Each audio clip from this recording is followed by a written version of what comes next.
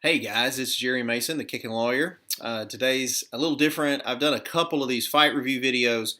Again, that's not so much what this channel focuses on, but I've had a lot of people message me about what I thought about the legality and the quality of the fight this past weekend, the UFC 229 Conor McGregor Khabib fight.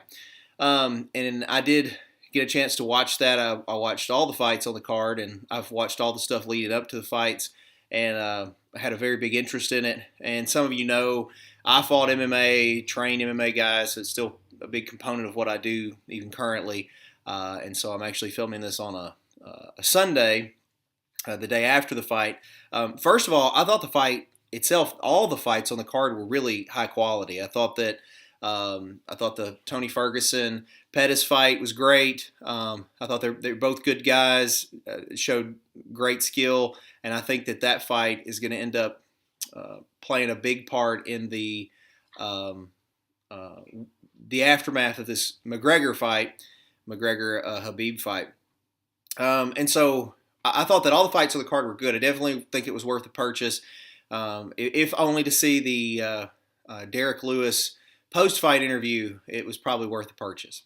The Conor McGregor fight itself, Conor versus Khabib, I thought was a good fight. I mean, everybody kind of knew it was going to go one way or the other. It was probably going to be either Conor potentially getting a KO with his left hand, or Khabib imposing his will, his wrestling and superior wrestling, and sort of doing a grinding, ground and pound mauling.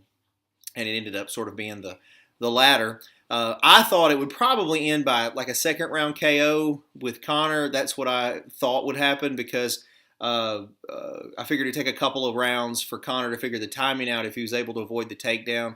And then he would maybe catch him, and of course that's not what happened. And a lot of people said it was a rear naked choke in the fourth round. I actually think it looked like a neck crank, but it's neither here nor there. When you're tired like that, it's easy to people are like, oh, it wasn't fully in. Man, you're tired. And when a big guy's been grinding on you like that, I'm not surprised that it ended that way. Obviously, the big talk on the fight is what happened after the fight, immediately after, where Khabib jumped the cage and attacked one of Conor's cornermen, and then some of Khabib's guys jumped in and punched Conor in the head. And I think that's just very unprofessional. I think it's a black eye on the sport, and I hate it, because for the last 15, 20 years, MMA's come so far, trying to be recognized as an actual professional sport, specifically UFC sort of being the brand like NFL or NBA, the pinnacle for fighters. And for that to happen on what's arguably the biggest card in MMA history, I find it unfortunate. However, I think there's definitely going to be a rematch. I think they'll use a lot of that for fodder, kind of like they did with the Dolly incident with Conor back 6 months ago that led to this fight. And UFC will probably use that to blow up into a big rematch. Maybe even in Russia, especially if Khabib is sanctioned, or his license is pulled by the Nevada Athletic Commission, or his visa. I know the governor was there. The Nevada governor was there at the fight, had to be rushed out because of all the after-fight antics. So I think that that's something to take into consideration. A lot of you asked me if I thought that it was fake, the build-up and or the fight actually itself. I have a good friend of mine who is of the opinion, and he's a very skilled martial artist. Shout out to Gunner. And I think he thinks that it's all fake. And although it is very WWE-esque, I don't think it's fake. I think Conor and Khabib genuinely don't like each other. Now, Conor, I think, he does a good job at amping the fights, and he'll do things that are questionable, like the comments he made about Khabib's father and the Muslim faith and whatnot. But I really think Conor does it more to build the fight up. He knows that those things are really good at amping up the fight, selling pay-per-views to make more money. So I don't know how much he actually takes it to heart. Obviously, those things, if you say things like that, it's going to get a reaction, and then I think Khabib took it personally, and I think it's legit. I think Khabib legitimately doesn't like Conor McGregor.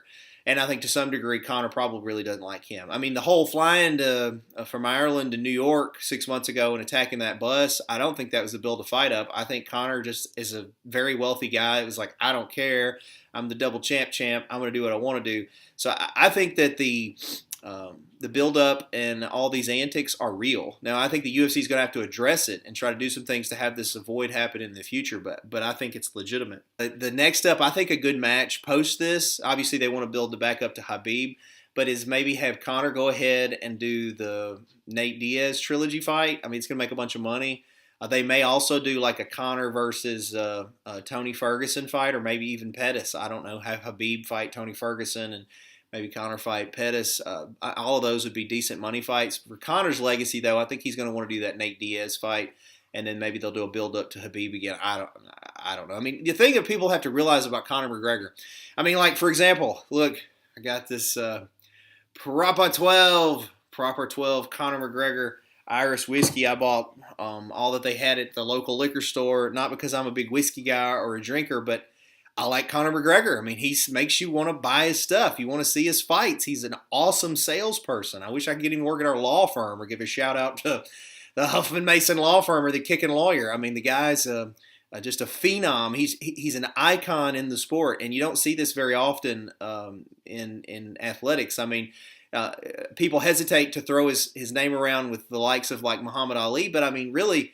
obviously Muhammad Ali didn't have the benefit of social media and whatnot, but I mean, not necessarily on maybe fight skill, but on just his as a character, his charisma. He's a unique individual, so he gets treated uniquely. I mean, people don't like it, but it's a fact. He's a very valuable component for Dana White in the UFC. So, yeah, he's probably going to get some special treatment, but it is what it is. So, by the way, the whiskey is all right. It's sort of, I'd say, like a medium grade whiskey. It's worth the $30 or whatever you pay to get it.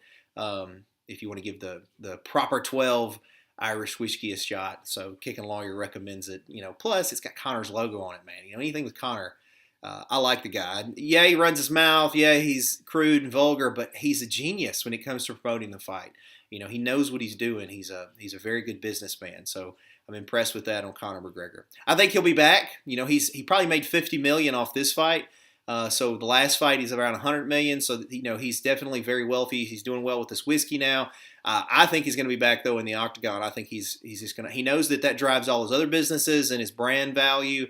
I expect Conor McGregor not to retire. I think he's going to fight again. He's only like 30 years old.